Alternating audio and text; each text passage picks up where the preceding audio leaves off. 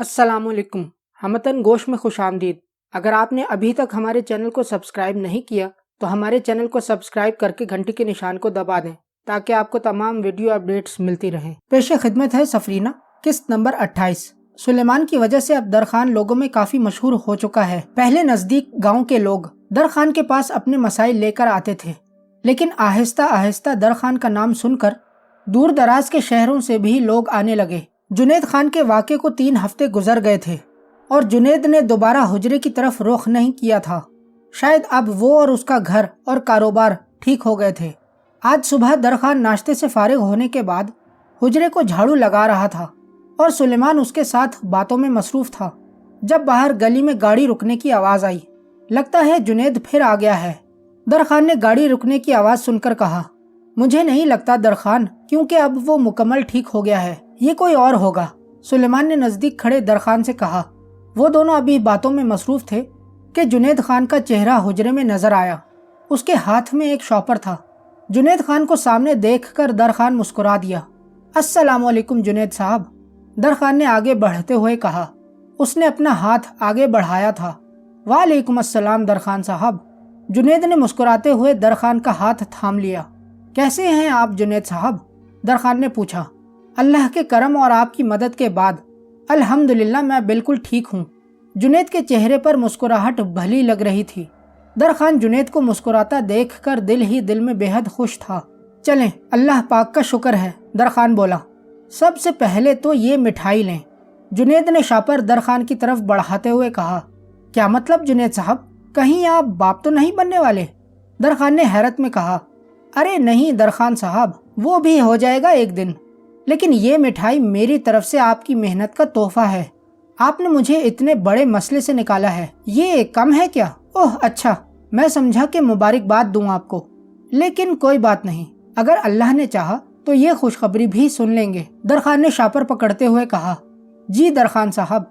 अच्छा, मैं आपके पास एक और मसला लेकर आया हूँ और उम्मीद करता हूँ कि जैसे आपने मुझे मुश्किलात से निकाला है, वैसे ही मेरी मुंह बोली बहन की मुश्किल भी हल कर देंगे।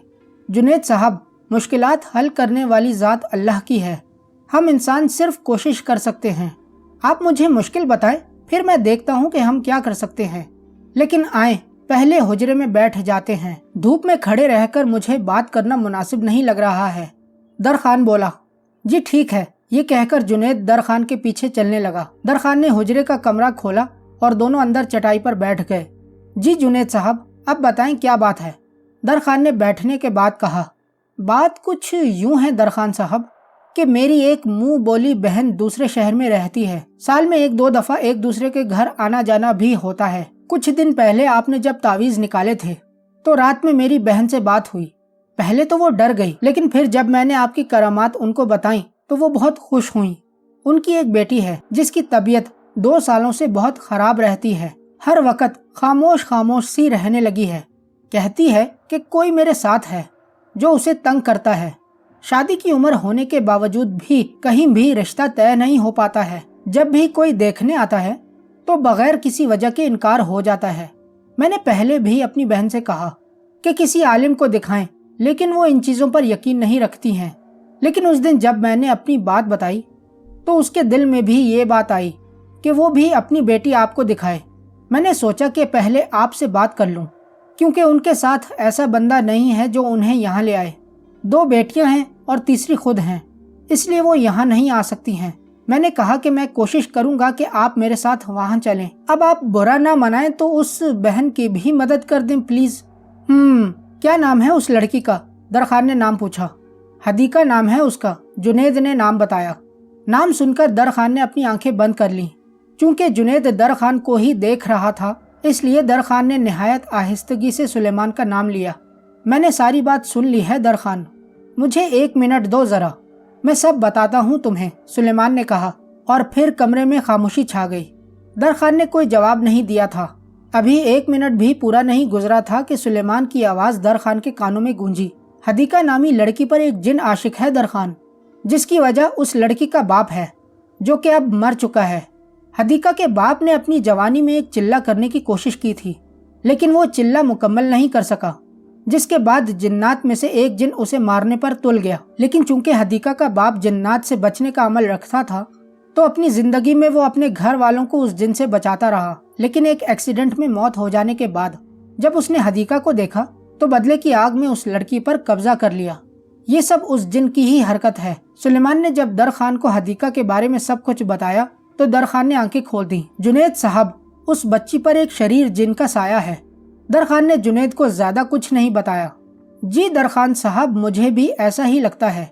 अब आप बताएं, आप मेरी बहन की मदद कर सकते हैं? जुनैद ने सवालिया नजरों से दर खान को देखा। अरे क्यों नहीं करेंगे भाई, जरूर करेंगे। अल्लाह की बंदी परेशानी में मुब्तला है और अगर मेरी वजह से उसकी परेशानी दूर हो सकती है तो फिर मैं क्यों मदद नहीं करूंगा?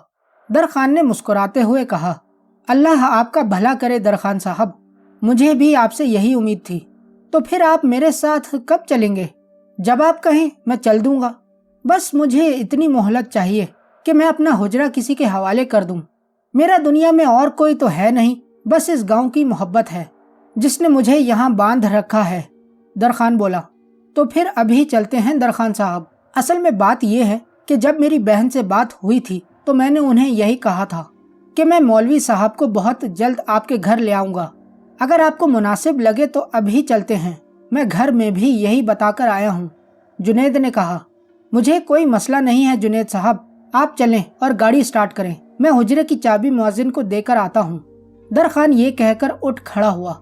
दर खान को देखकर जुनैद भी उठ खड़ा हुआ। दर खान ने कमरे में पड़ा ताला उठाया और फिर दोनों हुजरे से बाहर निकल आए। बाहर निकलकर दर खान ने हुजरे को ताला लगाया और फिर मस्जिद के साथ वाले घर का दरवाजा खटखटाया। एक छोटी सी बच्ची घर से बाहर आई जिसे दर खान ने प्यार करने के बाद चाबी पकड़ा दी और उसे ये भी बता दिया कि शहर से बाहर जा रहा है, परेशान मत होना।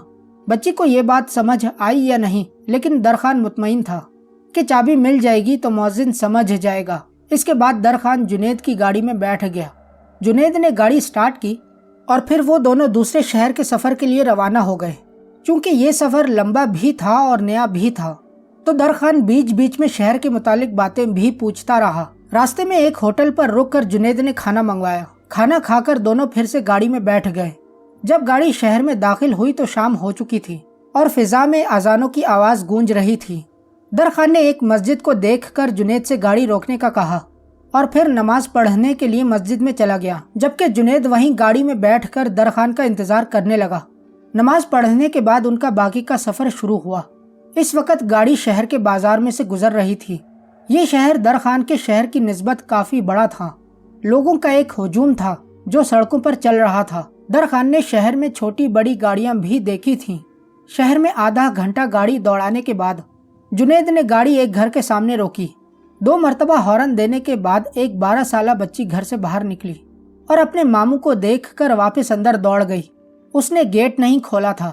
थोड़ी देर बाद एक औरत का चेहरा गेट पर नजर आया जो जुनैद को देखकर मुस्कुराई थी। ये शायद जुनैद की मुंह बोली बहन थी।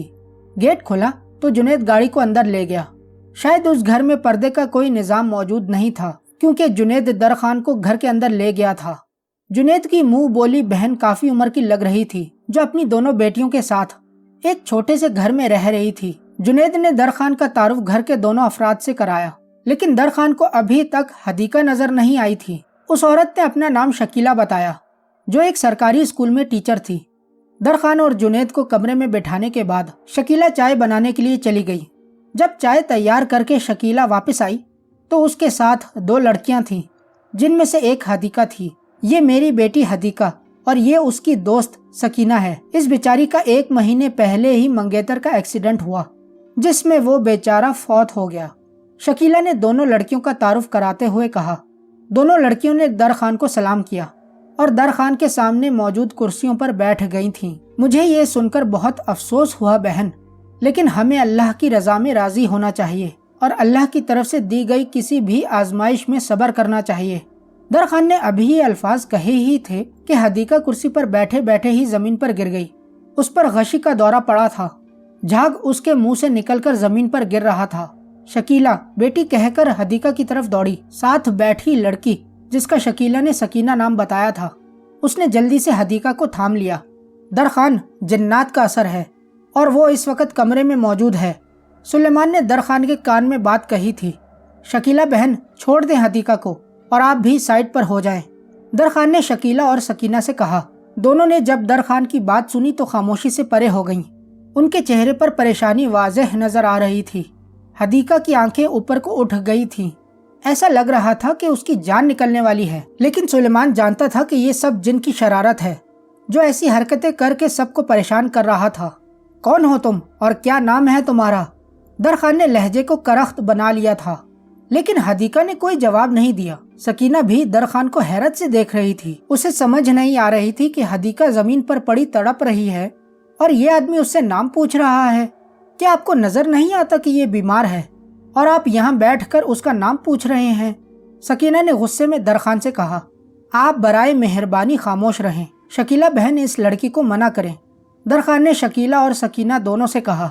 सकीना को दरखान की ये बात बुरी लगी, लेकिन फिर शकीला को खामोश देखकर वो भी खामोश हो गई।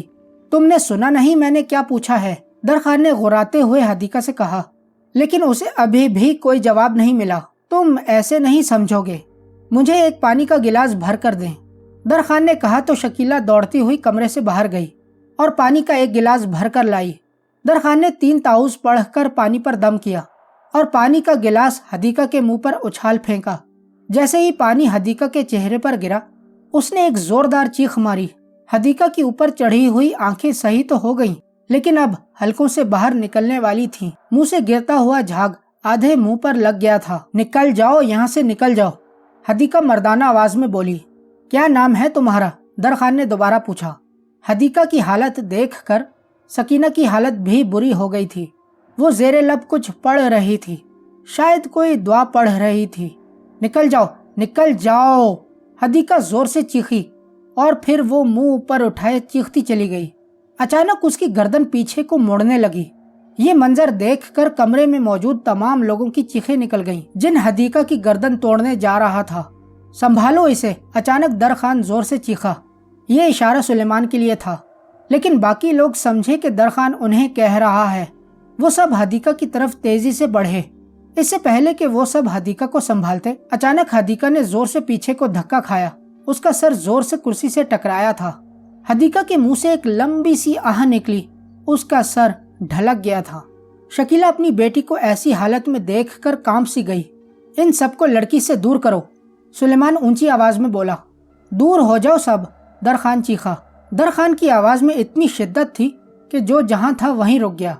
मैंने इस जिन को इस कमरे में बंद कर दिया है, अब वो यहाँ से कहीं नहीं जा सकता है। दरखान, लड़की ठीक है, उसे कुछ नहीं हुआ है, सुलेमान ने दरखान को बताया। जिन इस लड़की के जिस्म से निकल चुका है और अब इस कमरे में बंद है, इसलिए सब इस लड़की से दूर रहो। जिंदगी और मौत की कश्मकश में मौजूद सामने पड़ी हदीका को देखकर सब पर सख्ता तारी था, लेकिन वो सब दरखान के सामने मजबूर थे। अब दरखान ही उनका सहारा था, इसलिए दरखान की बात सुनकर सब परे खड़े हो गए। दरखान, जो मैं पढ़ रहा हूँ तुम अपनी उंगली मुंह के सामने करके पढ़ते जाओ और मुकम्मल होने के बाद अपनी उंगली पर फूंक मारना। इसके बाद इस उंगली की मदद से हदीका के इर्द गिर्द दायरा बनाना। ये एक सुलेमानी हिसार है जिसकी वजह से वो जिन से महफूज रहेगी। ये कहकर सुलेमान ने ऊंची आवाज में पढ़ना शुरू किया। दरखान भी सुलेमान के अल्फाज को दोहरा रहा था। उसने अपनी उंगली मुंह के करीब कर ली थी। जैसे ही सुलेमान ने पढ़ना बंद किया, दरखान ने जल्दी से अपनी उंगली पर फूंक मारी और फिर आगे बढ़कर हदीका के गिर्द दायरा खींचा। हदीका अब जिन से महफूज है, आप सब परेशान ना हो, लेकिन जिन अभी भी इस कमरे में बंद है। अगर कोई बाहर जाना चाहे तो जा सकता है, दरखान ने जल्दी जल्दी कहा। लेकिन उसकी बात के बाद कोई भी उस कमरे से बाहर नहीं गया। उन्हें डर लग रहा था, इसलिए वो कमरे में रहकर दरखान के सामने रहना चाहते थे। अचानक कमरों में भयानक कहकहों की आवाज गूंजने लगी, जिसे सुनकर कमरे में मौजूद हर इंसान की चीख निकल गई। लेकिन उनमें दरखान और सुलेमान ऐसे थे जो खामोश खड़े देख रहे थे। मैं फिर कह रहा हूँ, आप लोग बाहर चले जाएं, दरखान दोबारा चीखा। उसकी आवाज जिनके कहकहों में गुम हो गई थी, जिसकी वजह से कोई भी कमरे से बाहर नहीं निकला। उस वक्त सब कमरे में खड़े इर्द गिर्द देख रहे थे। वो उस कहकहे लगाने वाले को देखना चाहते थे या फिर उससे बचना चाहते थे। तुम्हें मेरी बात समझ नहीं आई ना? फिजा में एक पतली सी आवाज गूंजी जो कि उस जिन की थी। मैंने जब तुमसे कहा था कि निकल जाओ तो तुम क्यों नहीं निकले? اب ان سب کی موت کے ذمہ دار تم ہوگے۔ جن در خان سے مخاطب تھا، اور اب میں کہہ رہا ہوں کہ تمہارے پاس آخری موقع ہے۔ اگر اس لڑکی اور گھر کو چھوڑ کر چلے جاؤ گے تو میں تمہیں کچھ نہیں کہوں گا، لیکن اگر تم نہیں گئے تو اپنی موت کے ذمہ دار تم خود ہوگے۔ در خان نے کہا۔ چونکہ اس کو جن نظر نہیں آ رہا تھا تو آواز کا اندازہ لگا کر سمت میں بات کر رہا تھا۔ ٹھیک ہے پھر دیکھتے ہیں کس کی موت آتی ہے۔ جن کی آواز آئی۔ کمرے میں خاموشی چھا گئی تھی۔ در خان سمیت سب لوگ پریشان کھڑے دیکھ رہے تھے کہ اب کیا ہونے والا ہے۔ گھڑی کی ٹک ٹک کی آواز سب لوگوں کو واضح سنائی دے رہی تھی کہ اچانک کمرے میں دروازے کی جانب چھت کے کونے پر ایک بالا نظر آئی۔ یہ نہ انسانی شکل کا تھا اور نہ جانور تھا۔ در خان کے دیکھتے ہی اس نے زمین پر چھلانگ ماری اور دروازے کے سامنے آ کر کھڑا ہو گیا۔ اس جانور نما انسان کو دیکھ کر سب کی چیخیں نکل گئیں اور پھر کمرے میں چیخوں کا نہ ختم ہونے والا سلسلہ شروع ہو گیا۔ اس نے مجھے ابھی تک نہیں دیکھا ہے در خان۔ سلیمان کی ہنستی ہوئی آواز در خان کے کانوں میں گونجی۔